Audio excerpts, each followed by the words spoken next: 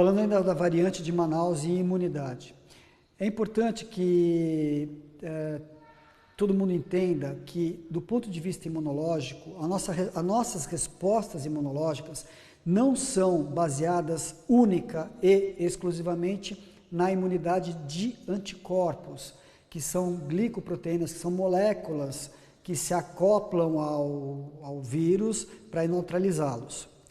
Nós temos também, de uma forma bastante intensa, a imunidade celular, que é baseada num conjunto de células, macrófagos, neutrófilos, monócitos, linfócitos de memória, e são essas células de memória aquelas que provavelmente têm conseguido deixar muitas, e por sinal a maioria das pessoas com quadros leves ou assintomáticos desde o começo da pandemia.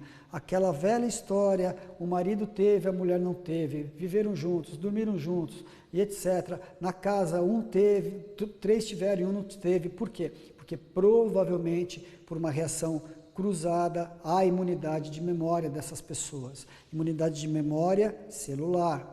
Provavelmente isso. Então, não devemos nos apavorar agora, porque, mas puxa, eu tive Covid, eu estou ferrado se eu tiver agora a cepa de Manaus, porque não tem imunidade. Opa, pera, não é assim. Não é assim. Os casos de reinfecção documentados de uma nova cepa, porque isso é reinfecção. Reinfecção é quando a gente teve a Covid por uma cepa L ou S, e depois de algum tempo a gente teve a Covid por uma cepa diferente, por exemplo, a cepa de Nova York, a cepa do Reino Unido, a cepa de Manaus, são cepas diferentes, genética modificada, modificação de domínio de ligação, essas cepas são diferentes e por isso podem sim dar reinfecção. Até o começo das mutações, até antes das mutações, a gente tinha uma proporção mais ou menos bem documentada de uma reinfecção para 7 milhões de pessoas. Com as modificações, com as mutações, a gente pode, e obviamente isso vai aumentar. Ainda assim, as pessoas que tiveram reinfecção por cepas diferentes, normalmente tiveram quadros mais brandos, mais leves. Por quê? Porque apresentavam algum tipo de memória, tá?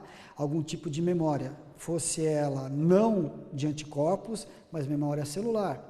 Não se esqueça que quem teve Covid de fato, teve contato com o vírus, teve estímulo de formação de anticorpos e de memória celular. As duas coisas. Depois de algum tempo os anticorpos abaixaram. A memória celular continua para sempre, tá? Fiquem atentos a isso e não se apavorem com essa questão da reinfecção. Isso não é tão grave como parece.